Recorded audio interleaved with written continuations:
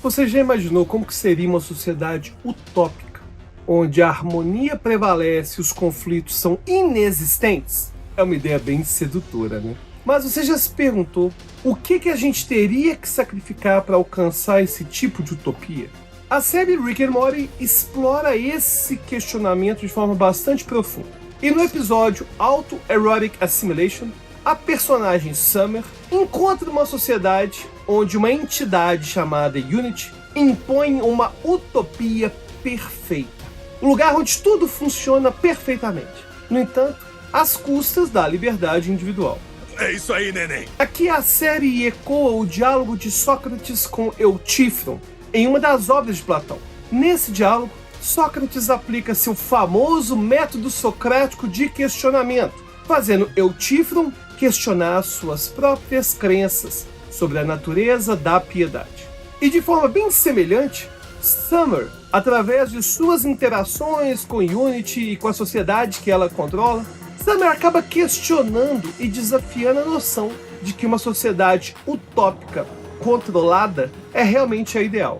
E assim, em ambos os contextos, a gente tem uma aplicação do método socrático, seja ele feito diretamente por Sócrates ou indiretamente, através do questionamento que Summer faz e que leva a uma profunda reflexão sobre o valor da liberdade e da diversidade em nossa busca por uma sociedade perfeita. No vídeo de hoje, vamos explorar a maneira pela qual o método socrático é empregado em Rick and Morty, provocando uma transformação nas percepções de Summer e, por extensão, em nossas próprias concepções, tanto sobre moralidade quanto sobre liberdade. E se você não me conhece, eu sou Alberto Delisula e nesse canal falamos de neurociência, filosofia e psicologia. E se você gosta de vídeos como esse, eu já te aviso que a gente tem uma playlist só de Rick and Morty, com várias análises filosóficas. Então depois de assistir esse vídeo, dá uma olhada lá nos outros episódios. Bom, mas antes da gente explorar essas questões de liberdade, moralidade e o método socrático, vamos a um breve resumo do episódio Auto-Erotic Assimilation. E depois vamos revisitar esse diálogo de Eutífron com Sócrates, para a gente entender melhor o cenário em que a gente se encontra. Bom, ao viajarem pelo espaço embalados pela música, Rick, Morty e Summer interceptam um sinal de socorro de uma nave estelar alienígena. A intenção inicial de Rick é saquear a nave, mas ao invés disso, ele se depara com os membros sobreviventes da tripulação que explicam que seu planeta foi totalmente dominado por uma mente coletiva que assimila todos os seres. O episódio vai se desenrolando e posteriormente Rick convence Unity a embarcar em uma série de ações cada vez mais duvidosas e até mesmo perigosas. Eles participam de festas extravagantes, promovem atos de vandalismo e se envolvem em comportamentos de risco. E tudo isso enquanto ignoram as responsabilidades que Unity tinha com a sua população. E toda essa conduta desregrada da Unity acaba fazendo ela perder o domínio dos habitantes do planeta e proporcionando o retorno do livre-arbítrio e da individualidade deles. E aí é claro, né, que inicialmente a Summer se encanta com essa nova realidade, mas rapidamente essa visão é substituída por um choque, diante da descoberta de um lado bem mais sombrio dos habitantes alienígenas. O racismo se torna onipresente, manifestando-se por meio de preconceitos muito específicos, como diferenças nas formas e tamanhos de mamilos. E todo esse preconceito acaba escalando para uma guerra racial, causando destruição e caos no planeta. E diante dessa realidade perturbadora, Summer exclama perplexa: Não sabia que liberdade deixava as pessoas fazerem tanta merda. Eu pensei em algo do tipo escolher a própria operadora de celular. Summer, e consequentemente todos nós, espectadores, ficamos bem confusos, né, quando a gente testemunha essa guerra racial entre o povo que tem mamilo em forma de cone e o povo que tem mamilo com anéis concêntricos. E essa confusão vai derivar do fato de a gente acreditar que a liberdade e a autonomia pessoal como sendo intrinsecamente boas. E a gente não costuma no nosso dia a dia ter essa visão desafiada. Inclusive no nosso dia a dia a gente vê o tempo todo pessoas alegando que a liberdade tem que ser irrestrita. Não é bem assim não. E esse confrontamento que Summer tem e a gente, né, sobre a liberdade é bem similar à maneira como Eutífron que tem um forte senso pessoal de piedade e que não é desafiado até que ele encontra Sócrates. Aí tudo vai mudar.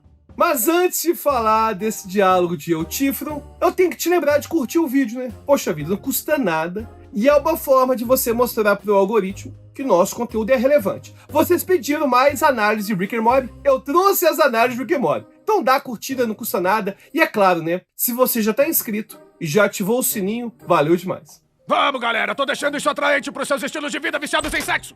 Bom, o diálogo Eutífron, que foi escrito por Platão, é uma rica fonte de reflexão sobre ética e moralidade. Nessa obra, Sócrates, que é o protagonista habitual das peças de Platão, se depara com Eutífron, que é um profundo conhecedor dos mitos e da religião grega.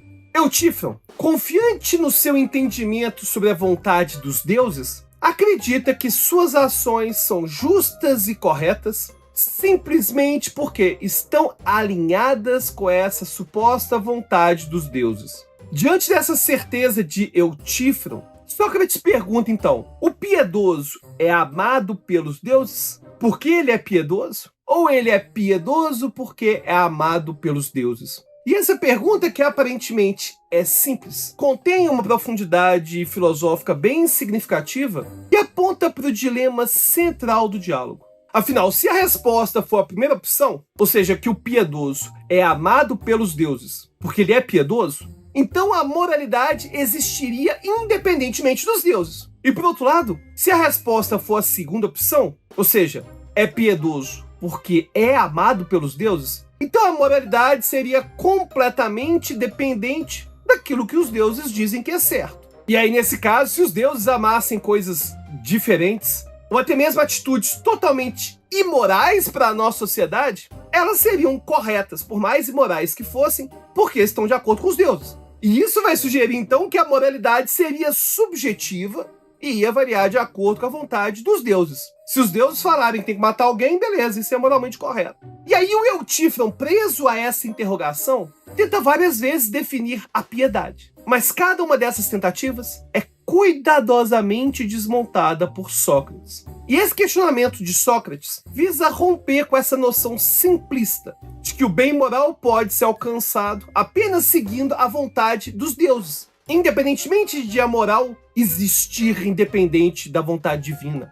Ao invés disso, Sócrates argumenta que o bem moral deve ser intrínseco e não uma consequência da aprovação divina. Ou seja, até mesmo os deuses poderiam ter a sua moralidade questionada. Afinal, a moralidade seria um valor intrínseco, independente deles. E o diálogo entre Sócrates e Eutífron na obra de Platão traz à tona um questionamento profundo sobre moralidade, questionando se as ações são boas por serem amadas pelos deuses ou se são amadas pelos deuses por serem boas. E de forma bem parecida no episódio Rick and Morty, vemos Summer lutar com suas próprias concepções de liberdade e governança enquanto interage com a Unity, essa entidade que controla a conduta de cada um dos seus cidadãos. Inicialmente, a Summer acredita na santidade da liberdade individual e ela protesta totalmente contra a supressão da individualidade, que é feita por Unity. Assim como Sócrates provoca Eutífron a questionar se as ações são boas por serem amadas pelos deuses, ou se são amadas pelos deuses por serem boas, o episódio Rick and Morty vai fazer com que a gente questione a natureza intrínseca da liberdade.